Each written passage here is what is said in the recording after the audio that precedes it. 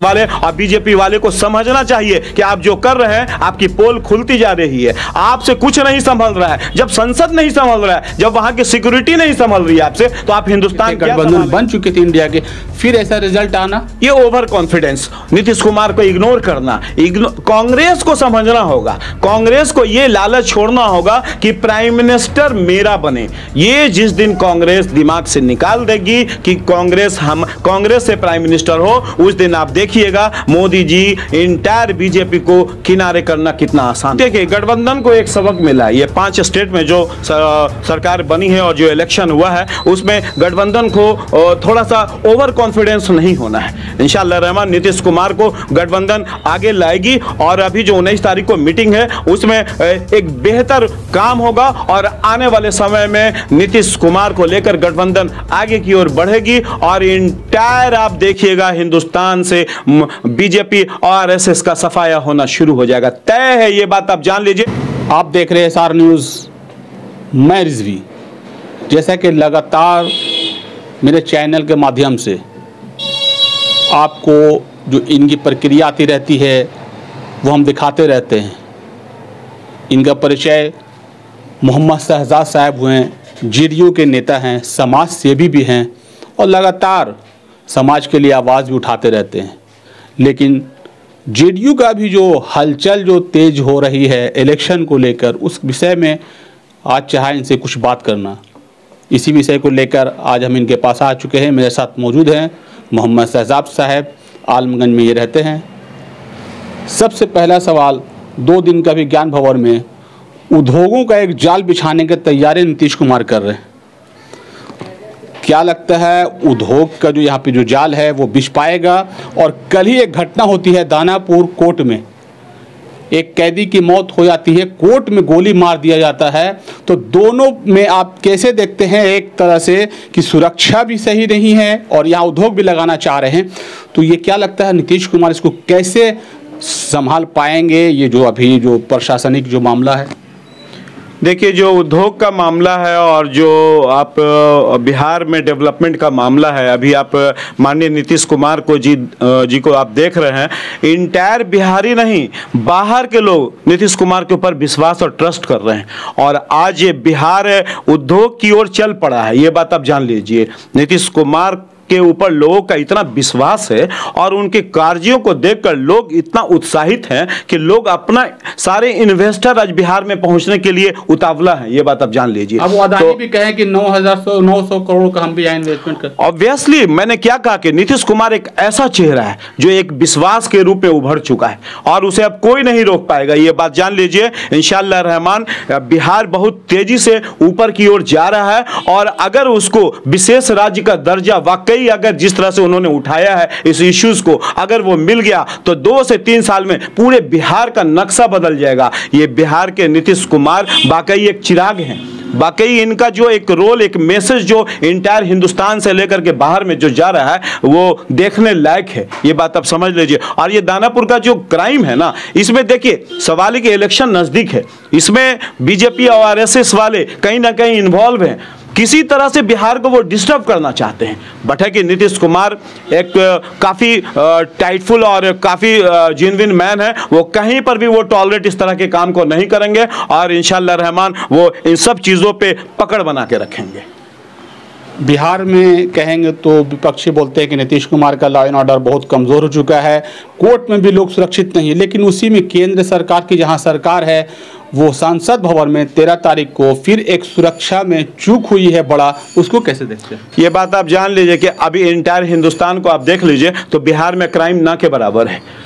थोड़ी मोड़ी छिटपुट घटनाएं होती रहती हैं, उसमें भी नीतीश कुमार का पूरा केयरिंग है, पूरा उन्होंने प्रशासनिक टाइट किया हुआ है। ये बात आप जान लीजिए। अभी आप जिस तरह से देख लीजिए संसद पे अटैक हुआ, इससे पहले भी बहुत पहले एक बार संसद पे अटैक हो चुका था और इस बार संसद पे अटैक हुआ। एक नया संसद बना जिसमें लोग बेहतर ढंग से काम करें, हजारों सांसद उसके अंदर अवेलेबल रहते हैं और वो जो 4-5 लोग जो अंदर एंट्री मारे उसको आखिर पास किसने दिया? वाले और बीजेपी वाले को समझना चाहिए कि आप जो कर रहे हैं, आपकी पोल खुलती जा रही है, आपसे कुछ नहीं संभल रहा है। जब संसद नहीं संभल रहा है, जब वहां की सिक्योरिटी नहीं संभल रही है आपसे, तो आप हिंदुस्तान क्या संभालेंगे? आपको सिर्फ सत्ता। मुसलमानों से मेरा रिक्वेस्ट है कि आप किसी बहकावे में ना आए और हिंदुस्तान के सेकुलर को लेकर के चलें। और हिंदुस्तान में आप सबसे पहले मुसलमानों को अपने एजुकेशन पे ध्यान देना चाहिए, उनको अपने जज बनाना चाहिए, अपने बच्चों को वकील बनाना चाहिए, डॉक्टर बनाना चाहिए, और मतलब एजुकेशन का भरमार कर देना चाहिए इंटायर हिंदुस्तान के अंदर मुसलमानों को, ताकि करके वो जो बीजेपी और आरएसएस वाले जो इस तरह का माहौल क्रिएट करते हैं कि मुसलमान बहुत बैकवर्ड है और ये है वो है, वो सारे चीज को नेस्त नाबूद कर देना है। ये बात जान लीजिए। इंडिया का जो एक गठबंधन बनी है वो बैठक होने वाली है फिर 19 तारीख को।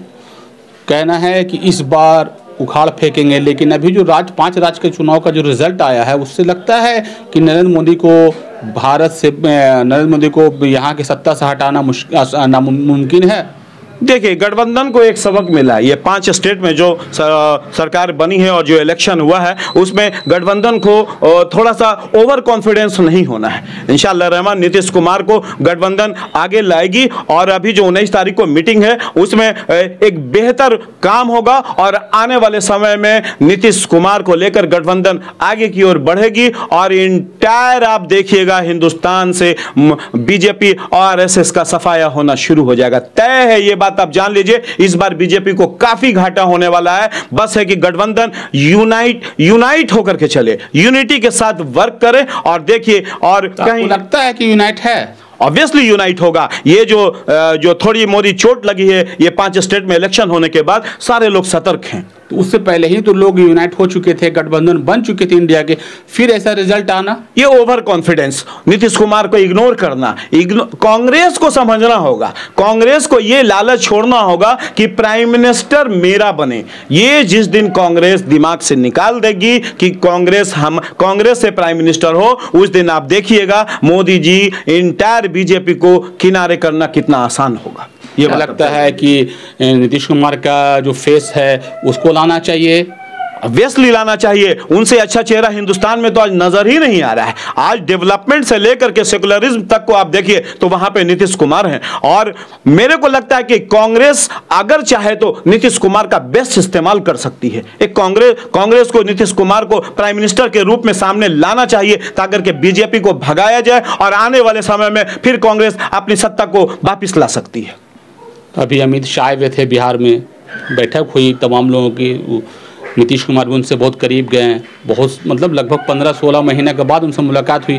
क्या लगता है यहाँ भी कुछ गेम होने वाला है? नहीं, देखिए नीतीश कुमार का छवि बेहतर है। अलग बात है कि वो पार्टी 2-4 बार बदले हैं। बदलने का कारण है कि बिहार को डेवलप करना है और खासकर जो जिस तरह से सांप्रदायिक माहौल बनता है, वाकई अगर बिहार में नीतीश कुमार ना होते तो ये सांप्रदायिक माहौल भींगता रहता। उन्होंने बीजेपी के साथ सत्ता करने के बाद भी सांप्रदायिक को रोका है, वो सेकुलरिज्म को बचा करके रखा है। और नीतीश कुमार का मेन मकसद अभी है कि बिहार को विशेष राज्य दर्जा दिलाना। और ये माननीय कैंपेन भी चालू करने वाले, ये माननीय मोदी जी को देना होगा। हम लोग खुद कैंपेन करने वाले हैं, विशेष राज्य का दर्जा, इंटायर माहौल बनाया जाएगा और वो उनको देना पड़ेगा। बिहार उस स्तर तक जा चुका है जिस तरह से जनगणना के बाद जो सिचुएशंस आया है उसमें विशेष राज्य दर्जा के लिए बिहार योग्य है। और जिस दिन विशेष राज्य का दर्जा बिहार को मिल जाएगा, आप देखिएगा नीतीश कुमार जिस तरह से डेवलपमेंट कर रहे हैं, डेवलपमेंट की बात कर रहे हैं,